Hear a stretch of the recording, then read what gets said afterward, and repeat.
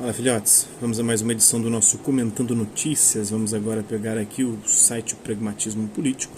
Está completando seus 10 anos, né? E a primeira notícia aqui é: a pastora evangélica agride a própria sogra de 73 anos na frente das crianças. A pastora evangélica e cantora gospel agride a própria sogra de 73 anos na frente de crianças. Após a repercussão do vídeo, a mulher tentou se justificar. A Lucimara Pires, de 34 anos, virou assunto principal na cidade de Nova Andradina, em Mato Grosso do Sul, após circular nas redes sociais um vídeo que mostra ela agredindo a sua sogra de 73 anos. Segundo o Jornal da Nova, o episódio ocorreu no dia 7 de janeiro. Crianças aparecem nas imagens. A missionária confirmou o episódio, mas negou ter batido na sogra, embora o vídeo registre a covardia. Lucimara Pires classificou a briga como um pequeno incidente.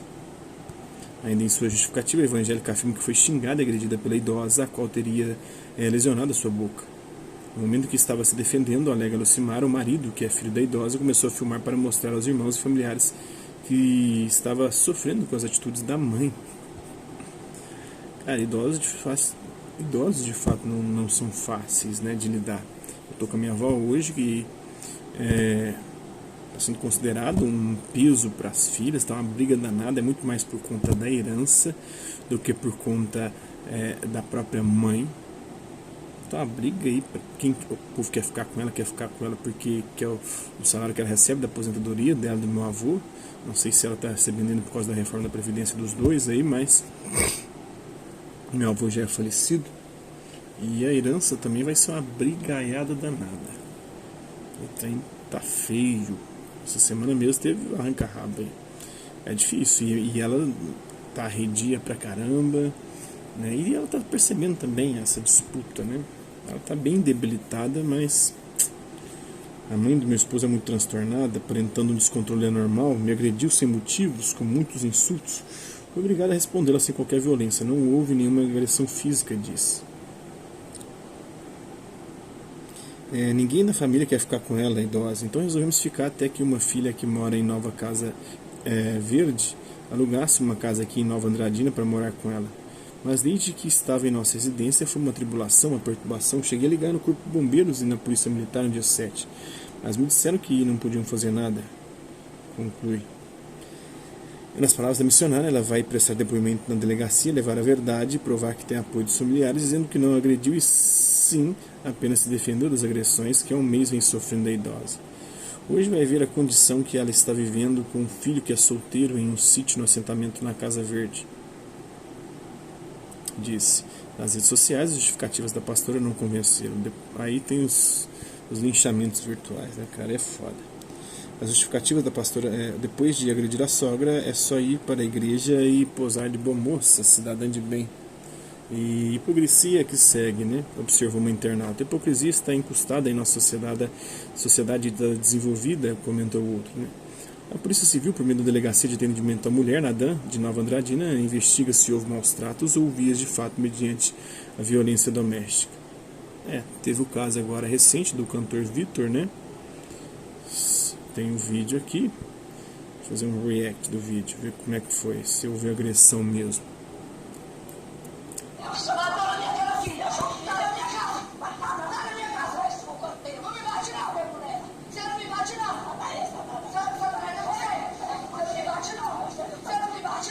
O Vitor foi processado por muito menos do que isso, né?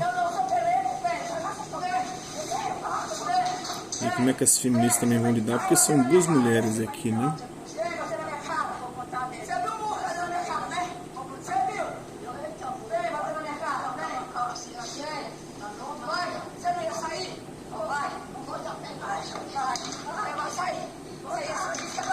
Nossa.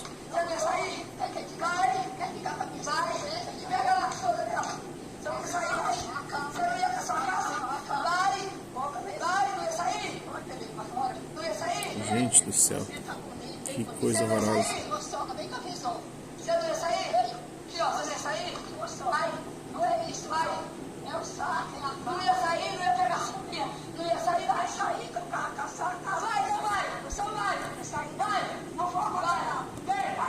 São duas coisas aí que a gente tem que ponderar bastante. A primeira delas é tentar entender porque lidar com idosos nessa faixa etária é bem difícil, eles são bem arredios. Uma outra avó minha morou aqui em casa durante um bom tempo e ela, nossa, era muito difícil também. Essa outra avó tá morando com uma tia minha. É complicado, é difícil, mas também ela usa de uma violência aqui bastante. A auditoria contratada por 48 milhões conclui que contratos do BNDES foram legais. A minha teoria disso aqui é o seguinte: essa auditoria até encontrou irregularidades, mas o Bolsonaro preferiu não abrir a caixa, a pedido especial do Paulo Guedes, para não comprometer ainda mais a economia brasileira, porque com certeza deve ter grandes empresas brasileiras envolvidas, e a Lava Jato já causou um estrago muito grande na economia desde que ela começou, porque ela afetou aí as maiores construtoras do Brasil, que estavam envolvidas em projetos tanto na construção civil de obras públicas, quanto também em contratos com diversas estatais. Isso aí fez com que parasse a construção civil no nosso país e tivesse repercussão, um efeito cascata, um efeito em cadeia, uma reação, um efeito dominó em toda a economia. Então acho que é isso que aconteceu. Perremos arrasta a mulher, já falei sobre isso, Protesto, Roberto Alvim teria sido cortina de fumaça para abafar caso maior, que é o da SECOM. Acho que isso é uma teoria da conspiração. E a Regina Duarte foi convidada para substituir o Roberto Alvim. Tem a redação, uma das redações que tirou nota máxima no Enem. O professor de matemática usa método Paulo Freire em sala de aula e emociona. Vamos ver isso aqui, No meio do semestre, depois de aplicar as primeiras provas, vi que 3 alunos foram muito mal em uma prova que basicamente demandava aritmética e um pouco de álgebra linear. A média da sala foi 7,8, mas esses 3 alunos ficaram com notas abaixo de 2,5. Durante a correção da prova, percebi que um deles estava muito agitado, enquanto os outros 2 estavam desanimados demais, meio que jogando a toalha. Um deles me disse que que não conseguia se dar bem com nada que tivesse matemática. O que estava... o Cifuentes, o professor que estava agitadão, ficou até o final da aula. Quando todos saíram, ele veio me dizer que não estava entendendo absolutamente nada sobre a matéria. Sentei com ele para resolver, passo a passo, uma questão. Fizemos tudo pausadamente. Em um momento mostrei para ele uma expressão numérica enorme, que uma expressão numérica enorme poderia ser substituída por uma simples regra de 3. Ele sorriu desconcertado. Eu perguntei de um jeito um tanto encabulado se ele sabia, Coisas que me fazem chorar. O relato do professor de matemática usa o método Paulo Freire em sala de aula, viraliza nas redes sociais. O nome de Paulo Freire voltou ao topo das discussões sobre educação no Brasil após o presidente Jair Bolsonaro, sem partido, chamar o educador de energúmeno algumas semanas atrás. No Senado Federal, um requerimento foi aprovado para realizar a sessão especial em homenagem a Paulo Freire, morto em maio de 97. Até mesmo o líder do governo no Congresso, o Eduardo Gomes, do MDB Tocantins, assinou o requerimento. A previsão é de que a sessão do plenário do Senado Federal seja realizada em 4 de maio de 2020, mês em que a morte de Freire completava 23 anos. Nas redes sociais, um relato do professor e economista Rick Cifuentes viralizou. Então, confira abaixo em 12 pontos. Então, tinha parado, Quando estou saindo, veio, sentei com ele para resolver, passo a passo, fizemos tudo pausadamente. Em um momento, mostrei para ele que uma expressão numérica enorme poderia ser substituída por uma simples regra de 3. Ele sorriu desconcertado. Perguntei de um jeito um tanto encabulado se ele sabia o que era a regra de 3, e o rapaz começou a chorar. Sério. Ele nunca teve acesso a ensino de qualidade, os pais não têm fundamental completo. Ele não tinha nenhum apoio para aprender. Uma irmã chorando porque não sabia fazer uma regra de 3 me quebrou. Na aula seguinte, apliquei um teste nos 3 e todos tinham dificuldades básicas. No teste, captei informações sobre a ocupação deles. Um trabalhava em uma empresa de transportes, o outro na quitanda da família e o outro em uma oficina mecânica. Então apliquei a matemática no ambiente deles. Assim eles aplicariam o conhecimento no cotidiano deles. Deu muito certo. O mecânico entendeu proporções com as trocas de óleo, o transportador aplicou álgebra no cálculo de distância e o quitandeiro entendeu melhor a lógica de fornecimento. E todos eles conseguiram ser aprovados. Genial, Usar elementos da realidade dos trabalhadores para gerar conhecimento. Sabe quem desenvolveu essa ideia? Ele, Paulo Freire. É basicamente para isso que serve todo o pensamento dele. Essas questões contextualizadas que são usadas no Enem, nas avaliações, inclusive no próprio PISA, que avalia a avaliação internacional, isso aí tudo é ideia de Paulo Freire, vem da metodologia de Paulo Freire, de você usar o contexto em que as pessoas vivem para poder alfabetizá-las. Isso é do método de alfabetização. E isso pode ser expandido, esse método, para também essa contextualização na própria sala de aula. Você vai falar sobre algum tema, você buscar elementos desse tema que possam se encaixar dentro da realidade dos alunos. Então é basicamente para isso que serve todo o pensamento dele, né? O tal método Paulo Freire foi eficiente na alfabetização de adultos por isso. Agora vamos boçal orgulhoso de sua ignorância chamar Paulo Freire de energúmeno. Né? Duvido que esse boçal tenha lido um livro dele. Você quer criticar o Paulo Freire? Beleza, mas faça dentro do livro de bases científicas, apresente dados que se relacionem a premissas e conclusões. Né? Eles não sabem debater cientificamente, então tem que ficar usando lacrações e xingamentos. Lacrações é coisa da esquerda, né? Imitadas. E xingamentos para o conjunto de ignorantes aplaudirem. Não questionam as premissas e conclusões do trabalho dele porque simplesmente não leram, não entenderam. Todos os pesquisadores de direita, esquerda ou centro podem e devem ser questionados, mas isso ocorre dentro de um método, senão é só choradeira de gente frustrada da quinta série. Né? Tem alguns pontos, inclusive, que são questionáveis, né? Principalmente a sua visão esquerdista, revolucionária, que depois ele muda também na sua pedagogia da autonomia, na pedagogia da esperança, ele já começa a apresentar ideias diferentes daquelas ideias mais violentas e revolucionárias da pedagogia do oprimido. Então, como o verdadeiro energúmeno gosta de repetir, conheceria a verdade vos libertará. Então, busquem a verdade por si, leiam os livros, as obras e a história do próprio Paulo Freire. Né? Estudem, critiquem, sejam abertos à crítica. Não fiquem com a opinião do político, do padre, do pastor, do professor, e muito menos com a desse professor aqui, com a minha, ou quando o Olavo de Carvalho, seja de quem for. Né? O relato do professor repercutiu coisas que me fazem chorar, publicou a professora universitária Thalita Tavares. Obrigado, eu chorei aqui. Nunca entendi matemática porque nunca nenhum dos exemplos fez sentido para mim, escreveu Ariely. Parabéns pela sensibilidade e pelo interesse. O método Paulo Freire é usado em uma potência tal qual a Alemanha para a escolarização de imigrantes no tratamento de Alzheimer. Como a gente sabe quem é o energúmeno da história, comentou Pada. Jamais havia visto duas perfeições juntas. Explicação sobre o método Paulo Freire, sua dedicação e a forma perfeita de tratar e de trazer esses alunos para perto de si sem que se sentissem inferiores. Sem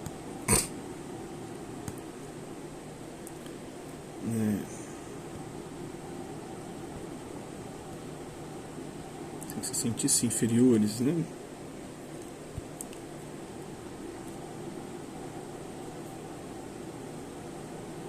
Parabéns, mestre. Você tem como profissão sacerdote tirar as pessoas da ignorância.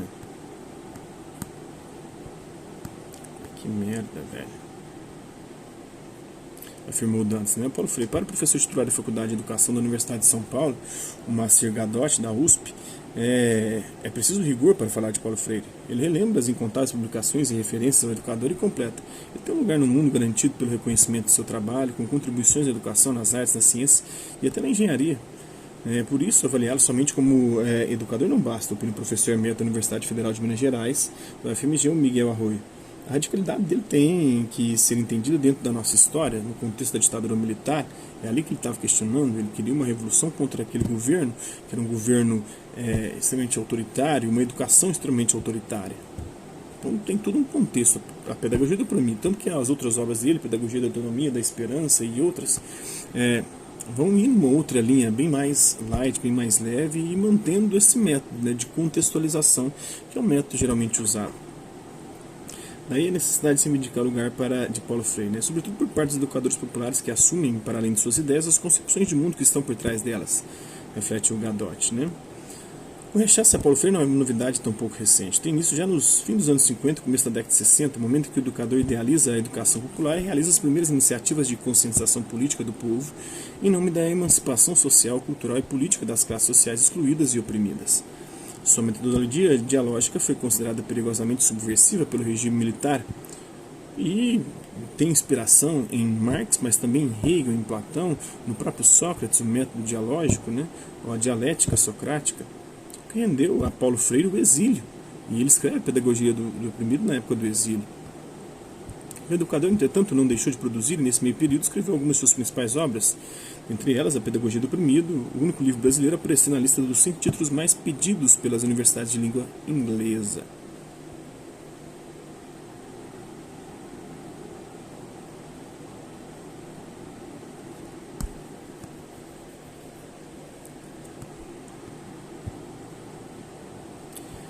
Esse é um pouquinho aí do Paulo Freire, né?